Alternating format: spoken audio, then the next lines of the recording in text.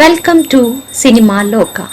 ನಿಮ್ಮ ನೆಚ್ಚಿನ ನಟ ನಟಿಯರ ಬಗ್ಗೆ ಹಾಗೂ ಅವರ ಸಿನಿಮಾ ಬಗ್ಗೆ ಮತ್ತು ಚಿತ್ರರಂಗದ ಆಗು ಹೋಗುಗಳ ಬಗ್ಗೆ ತಿಳಿದುಕೊಳ್ಳಲು ನಮ್ಮ ಚಾನೆಲ್ ಅನ್ನು ಲೈಕ್ ಮಾಡಿ, ಸಬ್ಸ್ಕ್ರೈಬ್ ಮಾಡಿ, ಶೇರ್ ಮಾಡಿ.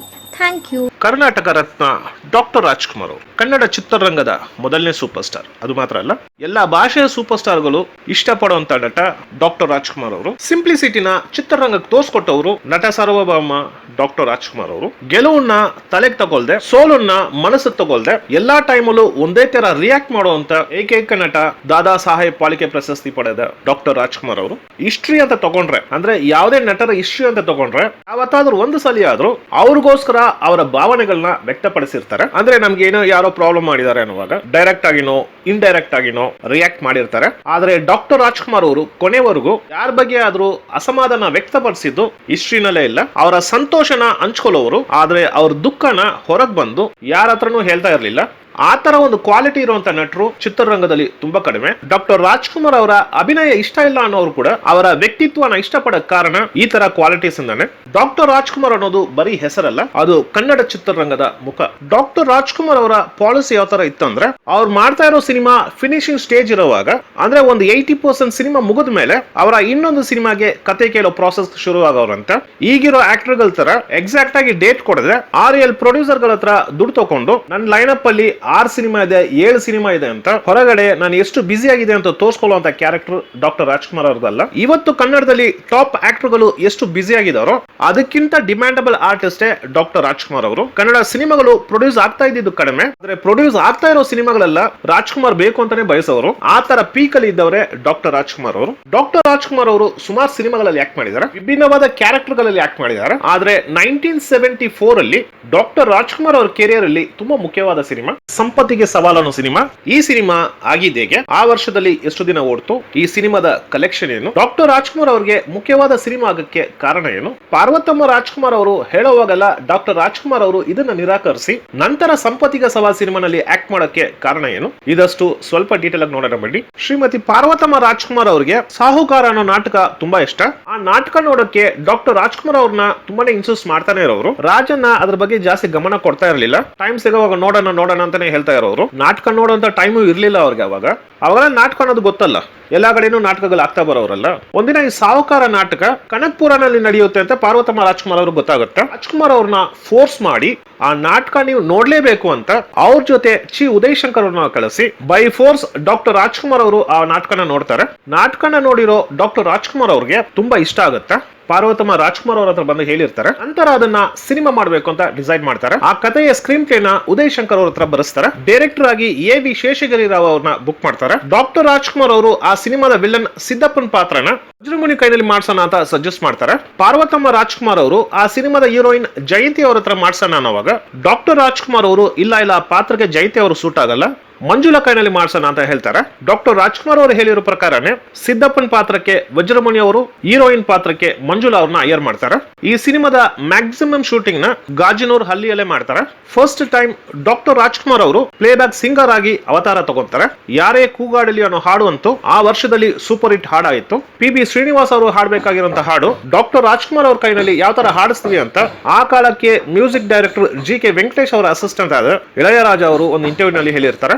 ಫಸ್ಟ್ ಅವರು ಜಿ.ಕೆ. ವೆಂಕಟೇಶ್ ಮ್ಯೂಸಿಕ್ನಲ್ಲಿ ಅವ್ರನ್ನ ಹಾಡಿಸಿದ್ದು ಅದಕ್ಕೆ ಮೂಲ ಕಾರಣ ನಾನು ಅಸಿಸ್ಟೆಂಟ್ ಆಗಿ ವರ್ಕ್ ಮಾಡುವಾಗ ಜಿ.ಕೆ. ವೆಂಕಟೇಶ್ ಸಂಪತ್ತಿಗೆ ಸವಾಲು ಅನ್ನೋ ಫಿಲ್ಮ್ನಲ್ಲಿ ಒಂದು ಹಾಡು ಹೀರೋ ಇಂಟ್ರೊಡಕ್ಷನ್, ಅದು ಯಾರೇ ಕೂಗಾಡಲಿ ಯಾರೇ ಹೋರಾಡಲಿ ಅವರು ಒಂದು ಸಾಂಗು ಕಂಪೋಸ್ ಮಾಡಿದರು. ಅದು ಈ ಸಾಂಗು ಭಾಳ ಖುಷಿಯಾಗಿ ಬರಬೇಕು, ಬಟ್ ನೀವು ಬೇರೆ ಹೆಸರು ಹೇಳ್ತಾ ಇದ್ದೀರಾ, ಹಾಗೆ ಬೇಡ, ಇದನ್ನು ಒಳ್ಳೆ ಹೊಸ ವಾಯ್ಸ್ ಬೇಕು ಅಂದು ನಾನು ಹೇಳಿದೆ.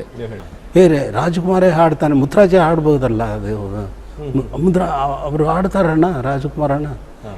ಅವನು ಡ್ರಾಮಾನಲ್ಲಿ ಇದು ಬಂದವನು ಗೊತ್ತಿಲ್ಲಣ್ಣ. ಡ್ರಾಮಾನಲ್ಲಿ ಎಷ್ಟೆಷ್ಟು ಸಾಂಗ್ಸ್ ಎಲ್ಲ ಅವರು ಸ್ಟೇಜ್ನಲ್ಲಿ ಹಾಡೋದವರು ನ್ಯಾಚುರಲ್ ವಾಯ್ಸ್ನಲ್ಲಿ, ಹಾಗಾದರೆ ಅವ್ರನ್ನೇ ಆಡಿಸಿಬಿಡೋಣ ಅಂದು ಡಿಸೈಡ್ ಮಾಡಿದ್ವಿ. ನಾನು ಹೇಳಿದರೆ ಅಂತ ಕೇಳಿ ನೋಡೋಣ ಕೇಳಿದರೆ, ಏನಪ್ಪ ಪಿ.ಬಿ. ಶ್ರೀನಿವಾಸ್ ನನಗೆ ಹಾಡ್ತಾರೆ, ಅವರು ಲೈಫ್ನಲ್ಲಿ ನಾನು ಏನು ಡಿಸ್ಟರ್ಬ್ ಆಗ್ತದೆ, ಅದು ಬೇಡ ಅಂದರು. ಅಣ್ಣ ಈ ಸಾಂಗ್ ತುಂಬ ಒಳ್ಳೆ ಖುಷಿಯಾಗಿ ಆಡಬೇಕು. ಯಾರೇ ಕೂಗಾಡಲಿ ಆ ಥರ ಬರಬೇಕಣ್ಣ. ನೀವು ಹಾಡ್ದು ಹೋದ್ರೆ PB ಶ್ರೀನಿವಾಸು ಯಾರೇ ಕೂಗಾಡಲಿ ಅಂದರೆ ಚೆನ್ನಾಗಿರೋಲ್ಲ ಅಣ್ಣ ಅಂದೆ. ಎಕ್ಸ್ಪ್ಲೈನ್ ಮಾಡಿದ ಮೇಲೆ ಅವ್ರು ಒಪ್ಕೊಂಡ್ರು ಹಾಡೋದಕ್ಕೆ. ನಂತರ ಶೂಟಿಂಗ್ ಎಲ್ಲ ಕಂಪ್ಲೀಟ್ ಆಗಿ 1974 ಅಲ್ಲಿ ರಾಜ್ಕುಮಾರ್ ಸರ್, ವಜ್ರಮಣಿ ಸರ್ ಮತ್ತು ಮಂಜುಳಾ ಮೇಡಮ್ ಅವರು ಆಕ್ಟ್ ಮಾಡಿ, AV ಶೇಷಗಿರಿ ರಾವ್ ಅವರು ಡೈರೆಕ್ಟ್ ಮಾಡಿ, AN ಮೂರ್ತಿ ಅವರು ಪ್ರೊಡ್ಯೂಸ್ ಮಾಡಿರೋ ಸಂಪತ್ತಿಗೆ ಸವಾಲ್ ಅನ್ನೋ ಸಿನಿಮಾ. ಸಂಪತ್ತಿಗೆ ಸವಾಲ್ ಕಮರ್ಷಿಯಲ್ ಸಿನಿಮಾಗಳಲ್ಲಿ ಅದುವರೆಗೂ ರಾಜನನ್ನ ನೋಡದೇ ಇರುವಂತ ಒಂದು ಮುಖ ಸಂಪತ್ತಿಗೆ ಸವಾಲ್ ಸಿನಿಮಾ ನಲ್ಲಿ ನೋಡಿರ್ತೀವಿ. ಅದರಲ್ಲೂ ಡಾಕ್ಟರ್ ರಾಜ್ಕುಮಾರ್ ಅವರು ಮತ್ತು ವಜ್ರಮಣಿ ಅವರಿಗೆ ಆಗಾಗ ನಡೆಯುವಂತ ಕ್ಲಾಶ್ ಏನಿದೆಯೋ ಸಿನಿಮಾದ ಓಟನ ಇನ್ನೊಂದು ಹಂತಕ್ಕೆ ತಗೊಂಡು ಹೋಗುತ್ತೆ. ಪರ್ಟಿಕ್ಯುಲರ್ ಆಗಿ ಡಾಕ್ಟರ್ ರಾಜ್ಕುಮಾರ್ ಅವರು ವಜ್ರಮಣಿ ಅವ್ರ ಮನೆಗೆ ಹೋಗ್ತಾರೆ. ವಜ್ರಮಣಿ ಅವರು ಯಾಕೆ ಬಂದೆ ಇಲ್ಲಿಗೆ ಅಂತ ಕೇಳ್ತಾರೆ. ರಾಜನ್ ಅವರು ಆನ್ಸರ್ ಮಾಡ್ತಾರಲ್ಲ, ಜಸ್ಟ್ ನೋಡ್ತಾ ಇರ್ತಾರೆ. ಇನ್ನೊಂದ್ಸಲಿ ವಜ್ರಮಣಿ ಅವರು ಯಾಕೆ ಬಂದೆ ಇಲ್ಲಿಗೆ ಅನ್ನುವಾಗ ನಿನ್ನೆ ನೋಡಕ್ ಬಂದೆ ಅಂತಾರ. ಅಲ್ಲಿಂದ ಅವ್ರಿಬ್ಬರಿಗೂ ಮಾತು ಬೆಳೀತಾ ವಜ್ರಮಣಿ ಅವರು ಕೇಳೋ ಪ್ರಶ್ನೆಗೆ ರಾಜ್ಕುಮಾರ್ ಅವ್ರು ಕೊಡುವಂತ ರಿಪ್ಲೈ, ಆ ರಿಪ್ಲೈಗೆ ವಜ್ರಮಣಿ ಅವರ ಎಕ್ಸ್ಪ್ರೆಷನ್, ಡಾಕ್ಟರ್ ರಾಜ್ಕುಮಾರ್ ಅವರ ಅಗ್ರೆಸಿವ್ನೆಸ್, ಇವರಿಬ್ಬರ ನಡುವೆ ಬಾಲಕೃಷ್ಣ ಅವರ ಎಂಟ್ರಿ, ಇದೆಲ್ಲ ಆ ಸೀನ್ ನ ಎಕ್ಸ್ಟ್ರಾರ್ನರಿ ಸೀನ್ ಆಗಿ ಮಾಡುತ್ತೆ. ಅದರಲ್ಲೂ ಆ ಸೀನ್ ಫೈನಲ್ ಟಚ್ ಏನಿದೆಯೋ ಅಂದ್ರೆ ನಿನ್ ಸಂಪತ್ತಿಗೆ ನನ್ ಸವಾಲ್ ಅಂತ ಹೇಳಿ ರಾಜನ ಡೈಲಾಗ್ ಕಂಪ್ಲೀಟ್ ಮಾಡಿ ಫ್ರೇಮ್ ಇಂದ ಹೊರಗೆ ಹೋಗುವಾಗ ಸಿನಿಮಾ ಥಿಯೇಟರ್ ಅಲ್ಲಿ ಕ್ಲಾಪ್ಸ್, ವಿಸಿಲ್, ಸೌಂಡ್ಸ್ ಅಂತ ಆ ಸೀನ್ ನ ಅಷ್ಟು ಎಂಜಾಯ್ ಮಾಡ್ತಾರೆ. ಸಂಪತ್ತಿಗೆ ನನ್ನ ಸವಾಲ್ ಇವತ್ತಲ್ಲ ನಾಳೆ ನ್ಯಾಯದ ಕಡೆ ಓಡ್ ಬಂದು ಗತಿ ಹೀಗಾಗೋಯ್ತಲ್ಲ ಅಂತ ನೀನು ಗೋಳಾಡೋ ಹಾಗೆ ಮಾಡ್ಲಿಲ್ಲ. ನನ್ನ ಹೆಸರು ಭದ್ರ ಅಲ್ಲ. ಈ ಸಿನಿಮಾ ಸುಮಾರು ಥಿಯೇಟರ್ಗಳಲ್ಲಿ 100 ಡೇಸ್ ಕಂಪ್ಲೀಟ್ ಮಾಡುತ್ತೆ. ಇನ್ನು ಕೆಲವು ಥಿಯೇಟರ್ಗಳಲ್ಲಿ 150 ಡೇಸ್ ಕಂಪ್ಲೀಟ್ ಮಾಡಿದ್ರೆ, ಇನ್ನು ಕೆಲವು ಥಿಯೇಟರ್ಗಳಲ್ಲಿ 30 ವೀಕ್ಸ್ ಕಂಪ್ಲೀಟ್ ಮಾಡುತ್ತೆ. ಅಂದ್ರೆ 210 ದಿನ ಪೂರೈಸಿ ಆ ವರ್ಷದಲ್ಲಿ ರಿಲೀಸ್ ಆಗಿರೋ ಡಾಕ್ಟರ್ ರಾಜ್ಕುಮಾರ್ ಅವರ ಬಂಗಾರದ ಪಂಜರ, 2 ಕನಸು, ಭಕ್ತ ಕುಂಬಾರ, ಶ್ರೀನಿವಾಸ ಕಲ್ಯಾಣ ಸಿನಿಮಾಗಿಂತ ಹೆಚ್ಚಿನ ದಿನ ಓಡಿರುವಂತಹ ಸಿನಿಮಾ ಸಂಪತ್ತಿಗೆ ಸವಾಲ್ ಸಿನಿಮಾ ಆಗಿರುತ್ತೆ. ಅದು ಮಾತ್ರ ಅಲ್ಲ, ಈ ಸಿನಿಮಾನ ತೆಲುಗುಗೆ ರೀಮೇಕ್ ಮಾಡ್ತಾರೆ. 1975 ನಲ್ಲಿ ಚಲಂ ಅವ್ರು ಆಕ್ಟ್ ಮಾಡಿರೋ ತೋಟ ರಾಮುಡು ಅನ್ನೋ ಸಿನಿಮಾ. ಅದೇ 1975 ನಲ್ಲಿ ತಮಿಳಲ್ಲಿ ರೀಮೇಕ್ ಆಗುತ್ತೆ. ಶಿವಕುಮಾರ್ ಅವರು ಆಕ್ಟ್ ಮಾಡಿರೋ ಪುದು ವೆಳ್ಳಂ ಅನ್ನೋ ಸಿನಿಮಾ. 1976 ಅಲ್ಲಿ ಮಲಯಾಳಂ ರೀಮೇಕ್ ಆಗುತ್ತಾ. ಪ್ರೇಮ್ ನಜೀರ್ ಅವರು ಆಕ್ಟ್ ಮಾಡಿರೋ ತಿಮ್ಮಡಿ ವೆಲ್ಲಪ್ಪಂ ಅನ್ನೋ ಸಿನಿಮಾ.